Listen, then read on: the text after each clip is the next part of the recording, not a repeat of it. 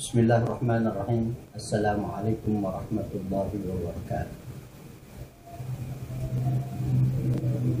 Innal hamdalillah nahmaduhu wa nasta'inuhu wa nastahdihi wa nastaghfiruh. Wa na'udzu billahi min shururi anfusina wa sayyiati a'malina. May yahdihillahu fala mudilla lahu wa may yudlil fala hadiya lahu. Asyhadu an la ilaha illallah wahdahu la syarika lahu wa asyhadu anna Muhammadan abduhu wa rasuluhu la nabiyya ba'dah. Inna Allaha wa malaikatahu yusholluna 'alan nabiy ya ayyuhalladzina amanu shallu 'alaihi wa sallimu taslima.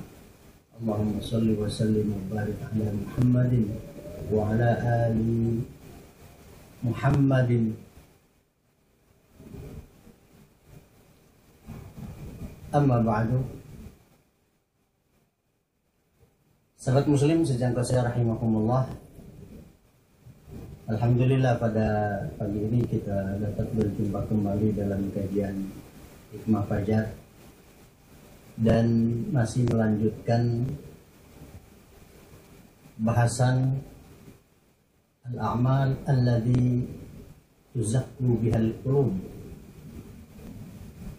yaitu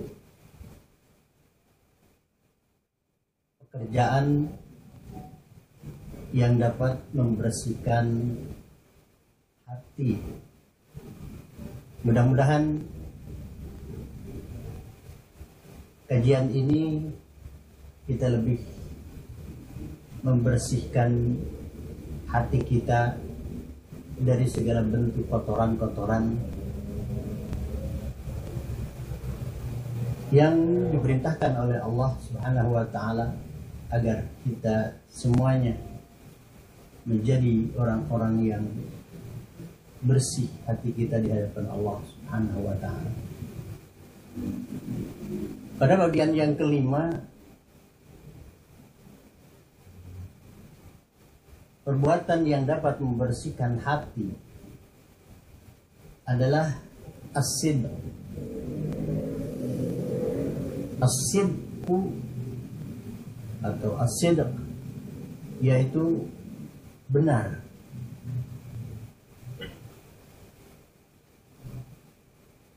Sebagaimana Allah Subhanahu wa taala berfirman di dalam surat At-Taubah ayat 119. A'udzu billahi minasyaitonir rajim. Bismillahirrahmanirrahim.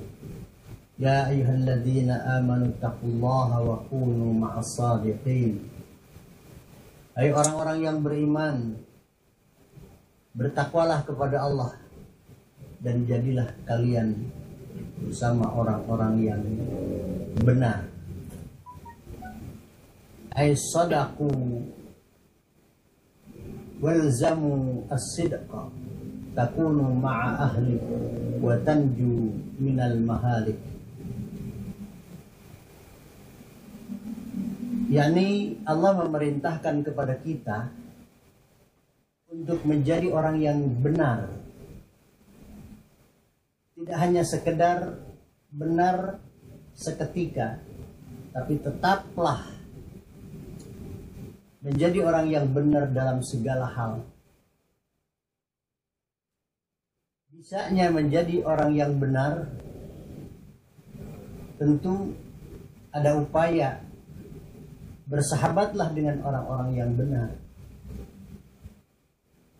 yang dapat menyelamatkan dari segala bentuk kerusakan.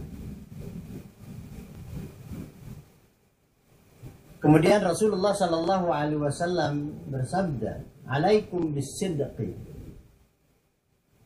Berpegang teguhlah kalian dengan kebenaran. Fa inna sidqa yahdi ilal birri. Sesungguhnya benar itu dapat menunjukkan kepada kebaikan. Wa innal birra yahdi ilal jannah. Kebaikan akan memberikan petunjuk kepada jalan surga.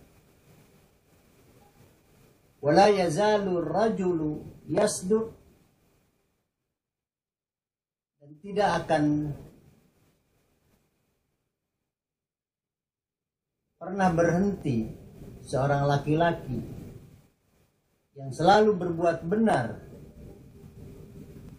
wa yataharra sidqa hatta yuktaba 'indallahi shadiqan. Ketika seorang terus berada di dalam kebenaran, maka Allah mencatat dia menjadi orang yang benar. Muttafaq alaih ala sihhatih. Hadis ini sudah disepakati tentang kesahihannya. Kemudian Nabi Shallallahu Alaihi Wasallam bersabda, as-sidqu tuma'ninatun wal kidhbu raibatun. Sesungguhnya kebenaran itu atau berlaku benar, maka ini akan membawa kepada ketenangan, sedangkan kebohongan akan membawa kepada keresahan. Hadis yang diriwayatkan oleh Imam Tirmidzi dan disahihkan hadis ini dengan para rawi. Sahabat muslim sejak saya rahimakumullah,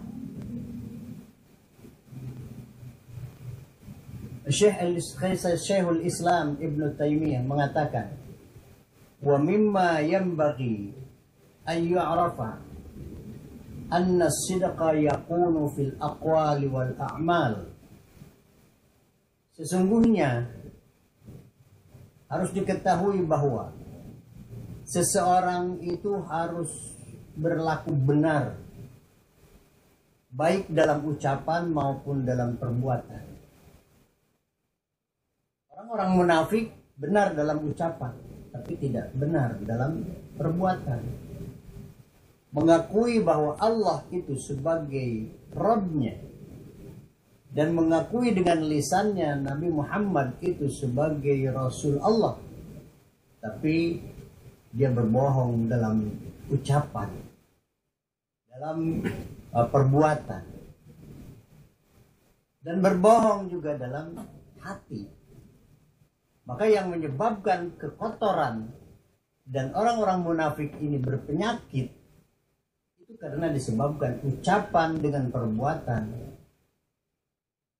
tidak sejalan.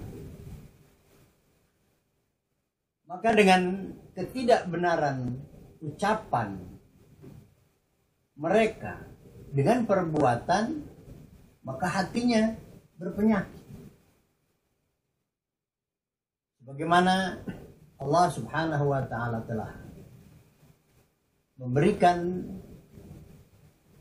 penjelasan kepada orang-orang yang beriman, bagaimana tentang keberadaan orang-orang munafik.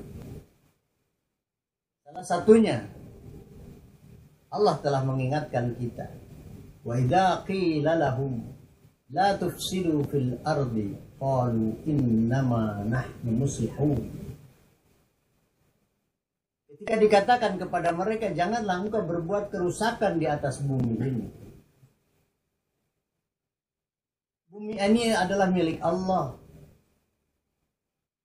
Ajaklah mereka agar sadar, tunduk, patuh kepada Rabb-Nya, kepada penciptanya, kepada yang memberikan aturan di atas bumi ini. Mereka menjawab bahwa kami ini tidak berbuat kerusakan sama sekali. Bahkan kami dengan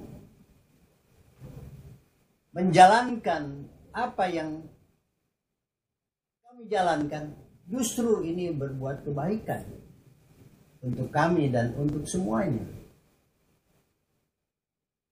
Dia tidak sadar, hatinya berpenyakit. Apa yang diucapkan dengan apa yang diperbuat tidak satu jalan.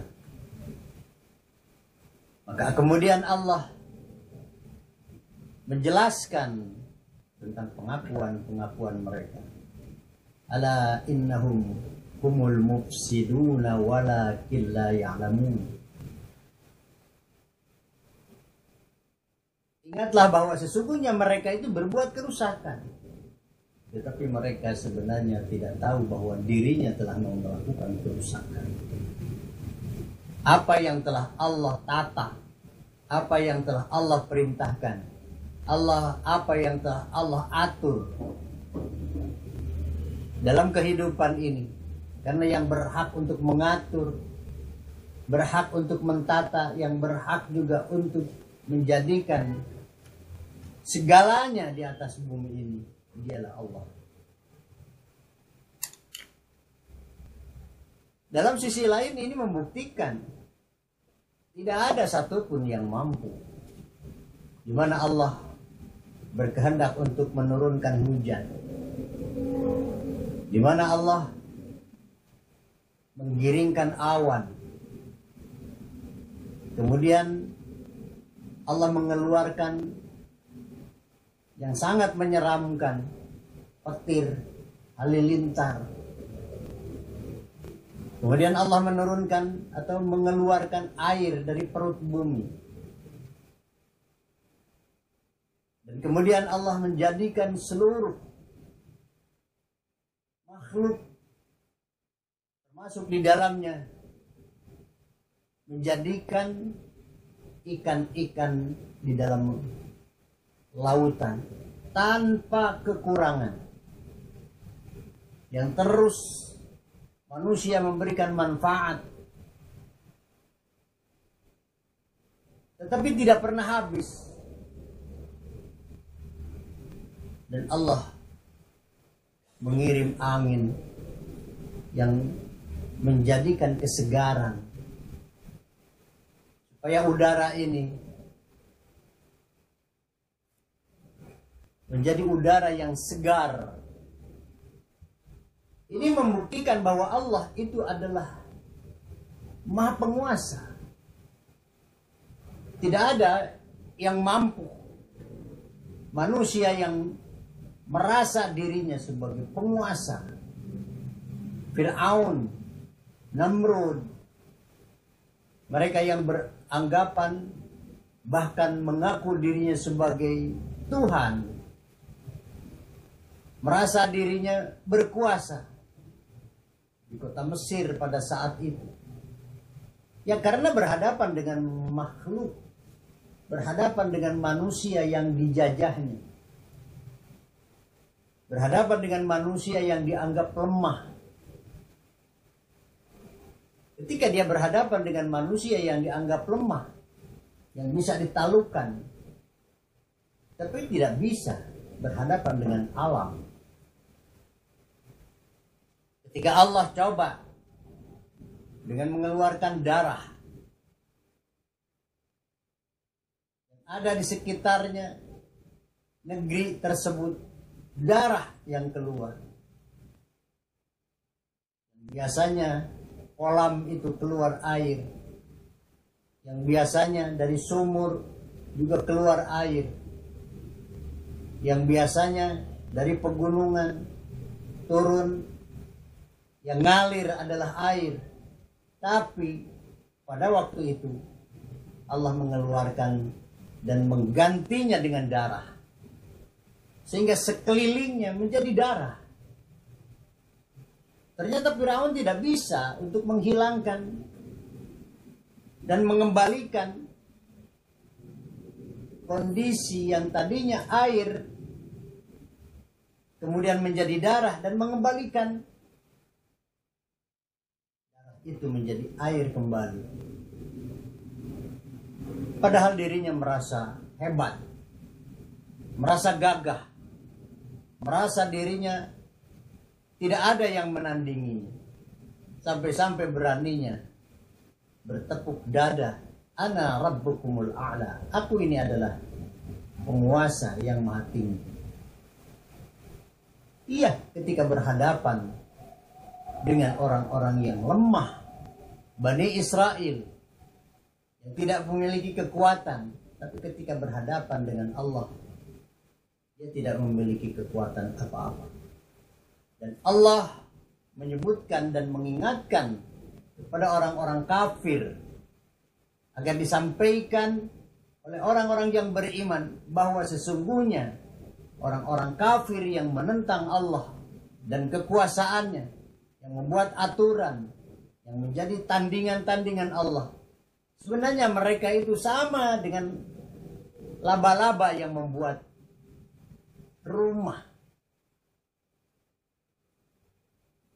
Apa hebatnya rumah laba-laba? Hanya dengan lidi yang hanya beberapa gelintir lidi yang kemudian bisa menghancurkan dan merusak rumah laba-laba itu. Allah memberikan perumpamaan sehebatnya kekuatan mereka, sehebat-hebatnya itu di hadapan mereka. Mungkin orang-orang kafir lainnya menganggap bahwa itu adalah satu kehebatan, tapi bagi Allah sama dengan mereka sedang membangun kekuatan yang tidak punya nilai. Kekuatan di hadapan Allah bagaikan laba-laba merasa menguasai satu tempat dengan melilit dengan yang Allah berikan sedikit kemampuan pada dirinya, tapi tidak bisa mengalahkan kehebatan Allah. Maka dengan demikian kepada para penentang Allah dan Rasulnya, kalian tidak memiliki daya dan tidak memiliki kekuatan. Sehebat apapun, itu hanya perasaan bahwa kalian hebat, tapi kalian sebenarnya tidak punya kemampuan untuk menolak penyakit yang Allah datangkan. Tidak bisa menolak kematian yang Allah datangkan. Tidak bisa menolak bencana yang Allah datangkan kepada mereka. Lalu apa kalian menganggap hebat diri kalian ketika berhadapan dengan Allah? Maka janganlah kalian menjadi penentang Allah. Bumi ini adalah milik Allah. Ketika Dia berkehendak untuk memberikan kesejahteraan kepada kita, Allah berikan kesejahteraan. Tetapi ketika Allah menghendaki untuk menghancurkan dan membinasakan, kekuatan mana yang mampu dan kuat untuk mempertahankan kehendak Allah? Nah, maka kebenaran, kejujuran sebenarnya ini punya siapa? Alam semesta ini milik siapa? Kalau kalian menganggap bahwa bumi, langit, kemudian serta isinya diciptakan oleh Allah, harus kalian menganggap bahwa yang berkuasa di atas bumi ini adalah Allah. Jalankan, Allah sudah membuat aturan di atas bumi ini. Jangan menjadikan tandingan-tandingan seperti kehebatan Allah. Jangan membuat tandingan-tandingan, aturan, kebijakan, dan jangan menjadikan aturan-aturan yang berseberangan dengan pemiliknya. Sering saya memberikan contoh, ketika kita membuat rumah, kita yang membeli rumah, kita yang membuat pondasi rumah, kita yang membangun rumah, kita yang pasang listrik, kita yang beli kursi, kita yang beli peralatan rumah, peralatan dapur, kita yang bayar listriknya, dan segalanya. Buatlah sertifikat bahwa tanah ini dan dibangun di atasnya yang luas sekian meter dan dibangun di atasnya satu bangunan rumah. Dan disebut di situ adalah pemilik Fulan bin Fulan. Ketika ada tetangga datang, kemudian berani-berani mengatur bahwa tanah ini harus digeser, kursi ini harus dipindahkan, ataupun tempat tidurnya juga harus dilipat, kemudian listriknya, stop kontaknya dan lain sebagainya harus diposisikan sesuai dengan keinginan para pendatang itu tadi. Memangnya kamu siapa? Memang kamu yang membeli rumah ini? Memang kamu yang membangun rumah ini? Memang kamu yang pesan pasang listrik? Memang kalian yang membayar semuanya, kebutuhan-kebutuhan? Dan memang kamu yang mengadakan apa yang ada di rumah ini? Apanya kalian dengan rumah ini? Tidak lain orang yang pendatang, kemudian berani-beraninya dia mengatur rumah kita. Mungkin kita wajar ketika kita mengatakan kepada mereka, orang sinting yang tidak tahu diri.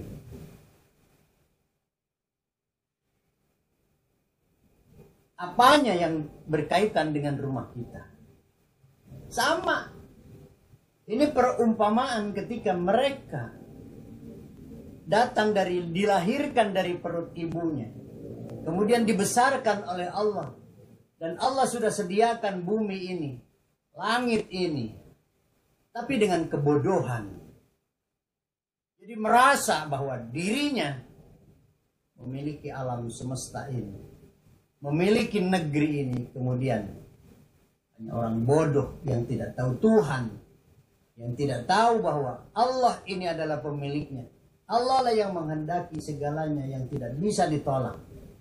Maka hanya orang bodoh yang tidak tahu agama, yang tidak tahu aturan, yang tidak tahu Rabbnya sebagai penciptanya.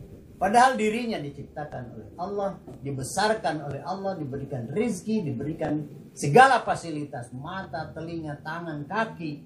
Siapa yang memberi? Yang ada dalam dirinya.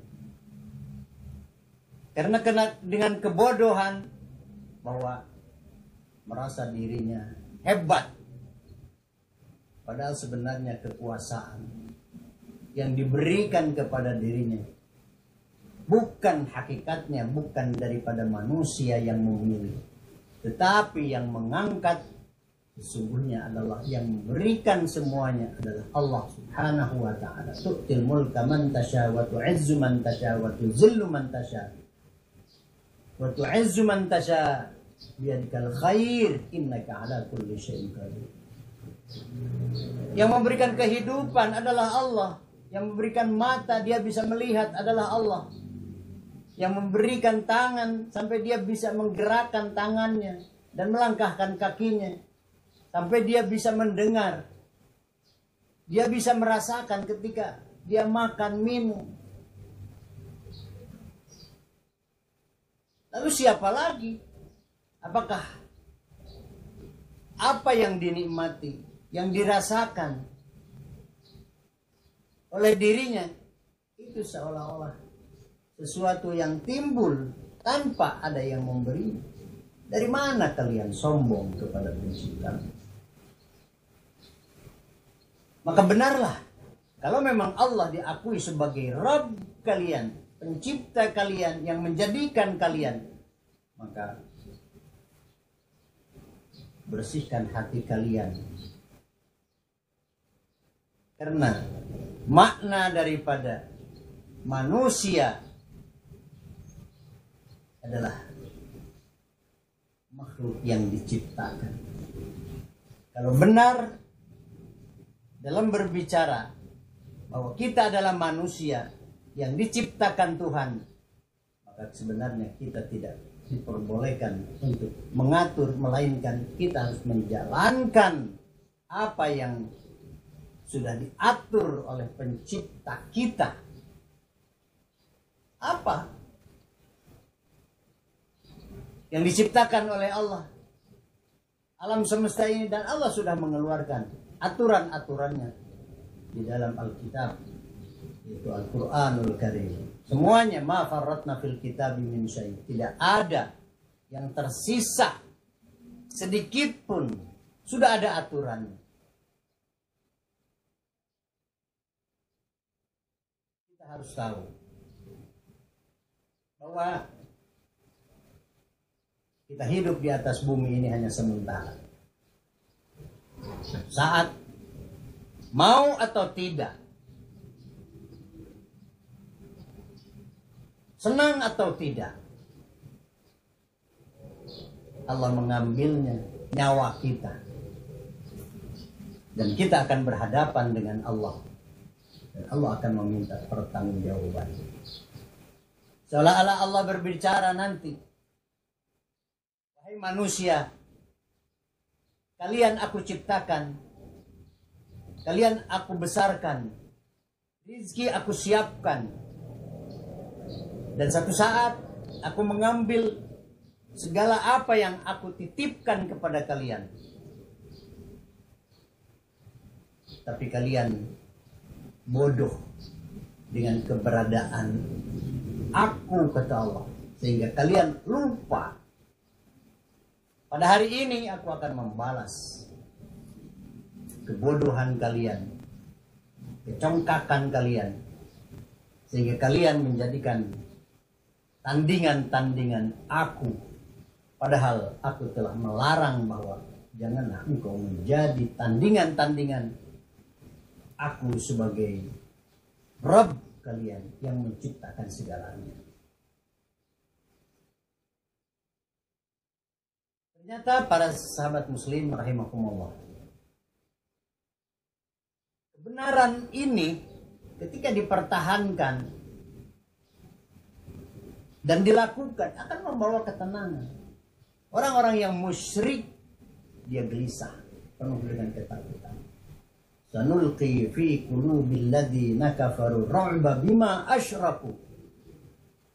Allah mengatakan, orang-orang yang menjadikan tandingan-tandingan aku, mereka juga yang termasuk menduakan aku dalam segala hal, baik menduakan aku dalam rububiyah, kekuasaan, ciptaan, dan pengaturan. Mereka ternyata menganggap ada penguasa selain aku. Mereka berkeyakinan ada lagi pencipta dan pengatur selain aku.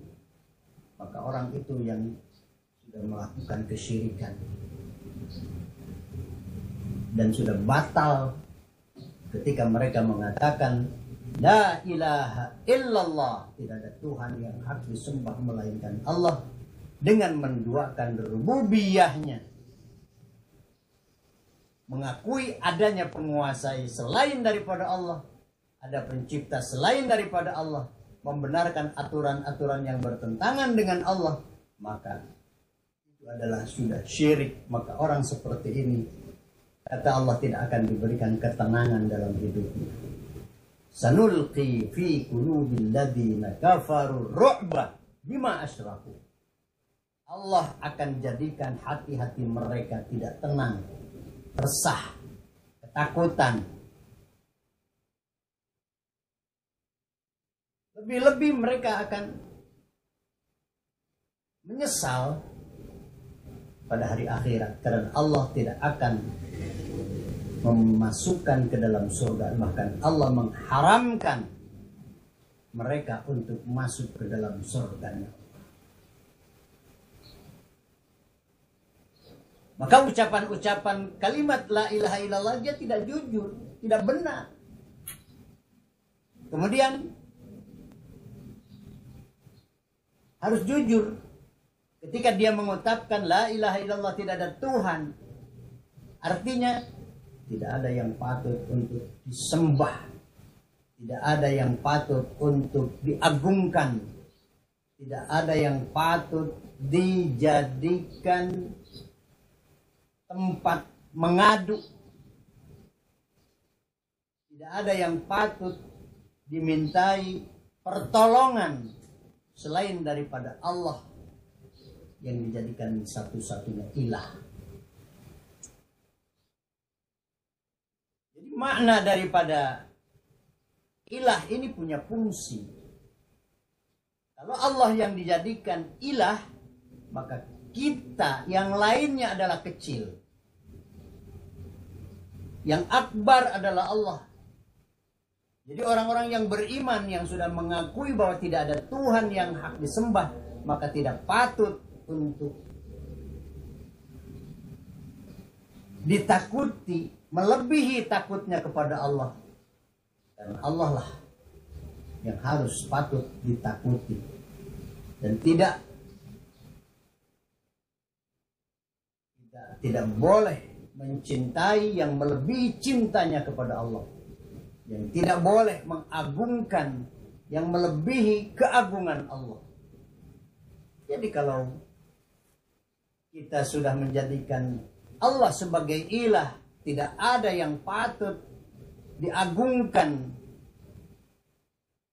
lain daripada keagungan Allah. Yang lain adalah kecil. Jabatan, pangkat, uang, ketika dikumandangkan Allahu Akbar, maka semuanya jadi kecil.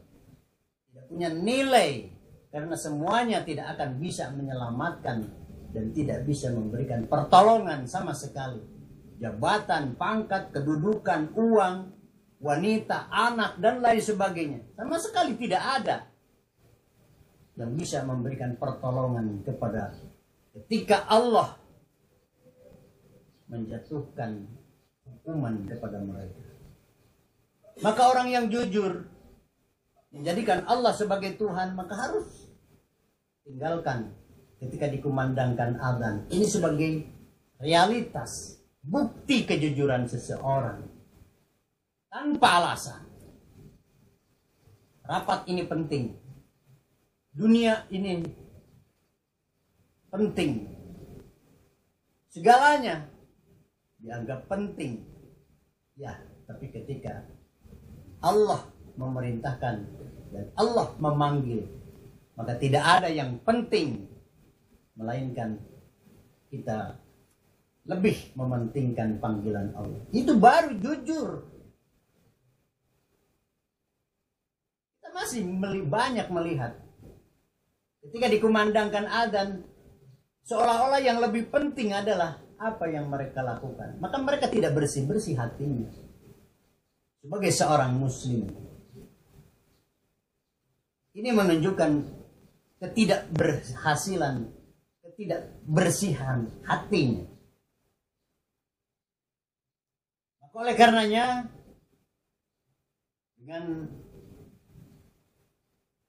pertemuan pada kali ini, mari kita sama-sama buktikan tidak ada yang lain lebih penting daripada kita menghadap Allah. Tidak ada aturan yang lebih hebat daripada aturan Allah. Kalau Allah dijadikan ilah, kan kita tidak pernah mengakui bahwa aturan-aturan dijadikan sebagai ilah. Kita sudah sepakat tidak ada Tuhan yang hak disembah melainkan Allah. Tetapi kenapa lebih taat kepada manusia daripada kepada Allah? Lebih taat kepada panggilan manusia daripada panggilan Allah. Lebih taat kepada aturan-aturan yang datang dari manusia daripada aturan yang datang dari Allah. Jadi pengakuan la ilaha illallahnya sama dengan pengakuan orang-orang munafik terdahulu. Maka ketidakbenaran berbicara ini, maka Allah tidak akan memberikan keselamatan. Karena orang-orang munafik Allah akan masukkan ke dalam neraka jahanam. Innal munafiqina fid darkil asfali minan nar wa lan tajida lahum nasira. Yang benar adalah ketika sudah mengikrarkan tidak ada Tuhan yang hak disembah melainkan Allah, maka tidak ada kecintaan kepada dunia, kepada jabatan, kepada pangkat, kepada perjuangan, kalau itu bertentangan dengan aturan Allah. Karena orang-orang yang beriman adalah asyaddu hubban lillah, cinta kepada Allah. Apa yang menjadikan gangguan, mengurangi kecintaan kita kepada Allah, maka dijauhilah. Maka orang yang beriman tidak ambisi jabatan, pangkat, kedudukan, dunia, anak, istri, tidak. Ketika mereka menjadi penghalang akan kecintaannya kepada Allah, mereka berani mengatakan selamat tinggal. Wahai dunia, wahai istri, wahai jabatan, wahai pangkat, karena engkau menjadi penghalang antara aku dengan Allah.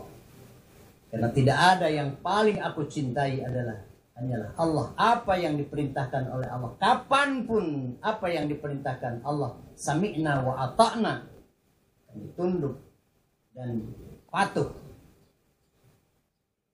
Itu adalah kebenaran. Nah, kebenaran seperti inilah yang akan yahdi ilal jannah, yang menunjukkan, yang membawa, menarik kepada surganya Allah Subhanahu wa ta'ala. Maka dengan demikian mudah-mudahan Allah Subhanahu wa ta'ala selalu membimbing kita. Tanpa dengan bimbingan Allah, setan ini memiliki kekuatan untuk menggoda dan menjerat dan kemudian menjerumuskan manusia ke jalan neraka. Maka mohonlah pertolongan hanya kepada Allah agar kita selamat daripada rayuan dan bujukan mereka. A'udzubillahi min hamazatis syaitan. A'udzubillahi minasyaitonir rajim. Kita mohon perlindungan kepada Allah daripada godaan-godaan setan yang terkutuk. Demikian, mudah-mudahan bermanfaat. Billahi fisabilil haq. Wassalamualaikum warahmatullahi wabarakatuh.